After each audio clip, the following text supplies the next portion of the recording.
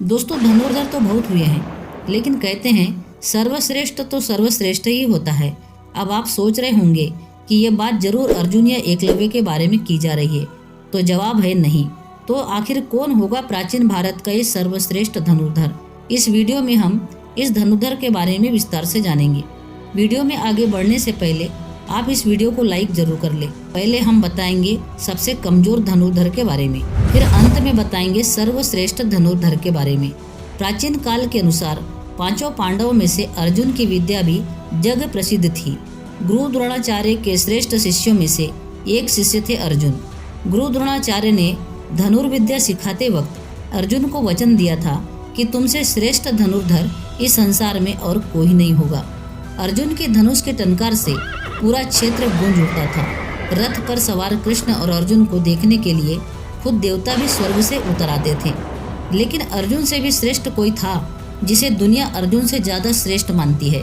एकलव्य वो महान योद्धा था जिसने गुरु द्रोणाचार्य की मूर्ति बनाकर उस मूर्ति के सामने धनुर्विद्या सीखी थी। गुरु द्रोणाचार्य को जब इस बात का पता चला कि एकलव्य अर्जुन से भी तेज धनुष बाण चलाना जानते हैं, तो उन्होंने एकलव्य से पूछा कि तुमने ये विद्या कहाँ से सीखी? तो इस बात पर एकलव्य ने कहा कि मैंने आपको ही गुरु मानकर आपकी मूर्ति के सामने इस विद्या को सीखा है। तब इस बात पर द्रोणाचार्य ने कहा कि अब तो मैं गुरु दक्षिणा का हकदार हूँ। ये सब सुनकर एकलव्य को बड़ी प्रसन्नता हुई और गुरुदेव से पूछा कि आपको गुरु दक्षिणा में क्या चाहिए? गुरु द्रोणाचार्य ने कहा कि तुम जिस हाथ से प्रत्यंचा चढ़ाते हो, मुझे उस हाथ का अंगूठा चाहिए। अर्जुन को दिए गए वचन की रक्षा के लिए ही उन्होंने एकलव्य से उनका अंगूठा मांग लिया था। अब बात करते हैं कर्ण की। वैसे तो महाभारत में सैकड़ों योद्धा हुए हैं, लेकिन कहते हैं कि कर्ण जैसा धनुर्धर कोई और नहीं था। अगर कवच और कुंडल नहीं उतारते तो कर्ण को मारना असंभव था। अब हम उस धनुर्धर की बात करते हैं जिसका नाम बर्बरिक था। बर्बरिक महाभारत काल के वो सर्वश्रेष्ठ योद्धा थे जो अपने एक ही बाण से पूरे महाभारत को समाप्त करने का दम रखते थे। लक्ष्मण जी प्रभु श्री राम के छोटे भाई थे। उन्हें कौन नहीं जानता। लक्ष्मण के तीर से खींची गई लक्ष्मण रेखा में इतनी शक्ति थी कि खुद रावण भी उस लक्ष्मण रेखा को पार नहीं कर सका। शास्त्रों के अनुसार लक्ष्मण जी को भी श्रेष्ठ धनुर्धर माना गया है। भगवान श्री कृष्ण सर्वश्रेष्ठ धनुर्धर थे। यह बात तब पता चली जब उन्होंने लक्ष्मणा को प्राप्त करने के लिए स्वयंवर की धनुष प्रतियोगिता में भाग लिया था। इस प्रतियोगिता में कई धनुर्धरों ने भाग लिया था। भगवान श्री कृष्ण ने सभी धनुर्धरों को पछाड़कर लक्ष्मणा से विवाह किया। अब बात करते हैं भगवान श्री राम की।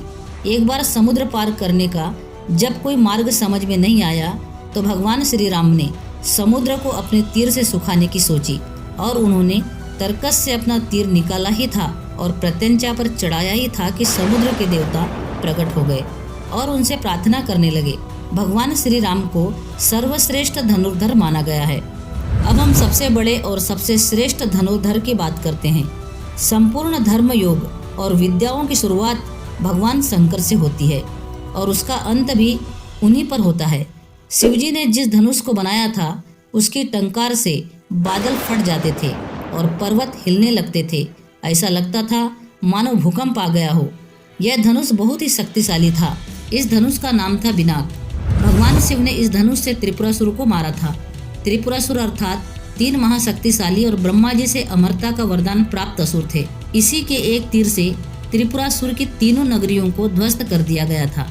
दोस्तों, आज का ये वीडियो आपको कैसा लगा कमेंट करके जरूर बताना और अगर वीडियो अगर अच्छी लगी हो तो लाइक और सब्सक्राइब जरूर करना। पूरा वीडियो देखने के लिए आपका बहुत बहुत धन्यवाद।